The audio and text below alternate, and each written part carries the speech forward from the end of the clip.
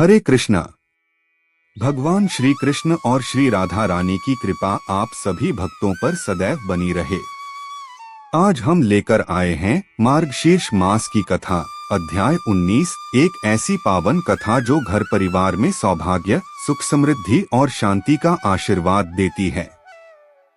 संगीत धीमा सा प्रारंभ होता है। आइए भक्तिपूर्ण भाव से कथा सुनते हैं। मार्गशीर्ष मास की कथा, अध्याय 19। मार्गशीर्ष मास का प्रत्येक दिन भगवान विष्णु को अत्यंत प्रिय माना गया है। इस मास में भक्ति, सेवा और दान का जो फल मिलता है वह किसी अन्य साधन से प्राप्त नहीं होता। इसी पवित्र महीने में एक अद्भुत घटना घटी जिसे आज हम अध्याय 19 में सुनेंगे। कथा प्रारंभ प्राचीन समय की बात है। अयोध्या से कुछ दूर एक छोटा सा ग्राम था, शांत, सरल और देव भक्ति से भरा हुआ। उसी गांव में एक ब्राह्मण दंपत्ति रहते थे। नाम था श्रीनाथ और सुभद्रा। दोनों अत्यंत धर्मपरायण थे, परंतु जीवन में एक बड़ी कमी थी, उनके कोई संतान नहीं थी। कई वर्षों से वे भगवान से यही प्रार्थना कर रहे थे, हे प्रभु, एक पुत्र या पुत्री का मुखड़ा दिखा दीजिए जिससे हमारे जीवन की पूर्णता हो जाए। परंतु समय बीतता गया और उनकी गोद सूनी ही रही। मार्गशीर्ष का शुभ संयोग।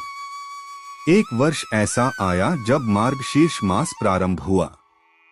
ब्राह्मण दंपत्ति ने निश्चय किया कि इस मास में हम प्रतिदिन भगवान विष्णु का संकल्प पूर्वक व्रत करेंगे और उनके नाम का कीर्तन करेंगे। वे सुबह सुबह नदी पर स्नान करते, तुलसी पर दीप जलाते और श्रीहरि के समक्ष बैठकर नमो भगवते वासुदेवाय का जप करते। पूरे गांव में उनके इस व्रत का प्रभाव दिखाई देने लगा। घरों में शांति बढ़ी, विवाद मिटने लगे, गांव में सौहार्द बढ़ा और लोगों के मन में भक्ति का भाव जाग उठा। ऐसा लगता था जैसे मार्गशीर्ष का महीना पूरे गांव को पावन कर रहा हो। भगवान की परीक्षा। मार्गशीर्ष मास का अंतिम दिन था। भगवान श्रीहरि ने दंपत्ति की भक्ति को परखने का विचार किया। वे एक साधु के वेश में उनके घर पहुंचे।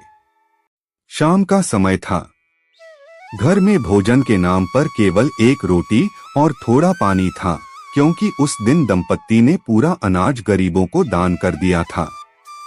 साधु ने दरवाजा खटखटाया। भोजन दो, भूखा हूं। सुभद्रा ने देखा घर में अपने लिए कुछ भी नहीं, केवल एक सूखी रोटी। उसने ब्राह्मण से कहा, प्रभु, लगता है यह स्वयं भगवान की परीक्षा है। जो कुछ है इन्हें अर्पित कर दो। ब्राह्मण मुस्कुराया, हाँ देवी, अतिथि देवो भवः। यह सब भगवान का ही तो है। और उन्होंने वह एकमात्र रोटी उस साधु को दे दी। साधु ने भोजन ग्रहण कर आशीर्वाद देते हुए कहा, ब्राह्मण, तुम्हारी भक्ति से मैं प्रसन्न हूँ। आज से तुम्हारे जीवन की सारी कमी दूर होगी। यह मार्गशीर्ष मास तुम्हारे भाग्य का द्वार खोलेगा।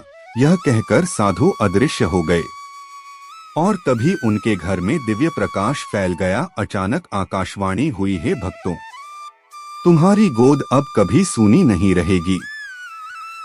मार्गशीर्ष के पुण्य से तुम्हें एक दिव्य, संस्कारी एवं तेजस्वी पुत्र प्राप्त होगा। कुछ महीनों बाद उसी दंपत्ति के घर एक सुंदर बालक का जन्म हुआ। गांव के लोग कहते थे, यह बालक साधारण नहीं, भगवान का प्रसाद है। उसी दिन से ग्राम में मार्गशीर्ष मास का व्रत एक उत्सव की तरह मनाया जाने लगा। कथा का संदेश। मार्गशीर्ष मास में भक्ति, दान, सेवा और विनम्रता का जो फल मिलता है वह जीवन में सौभाग्य और समृद्धि को स्वतः आकर्षित करता है। भगवान भक्त की हर प्रार्थना सुनते हैं, बशर्ते वह सच्चे मन से की जाए।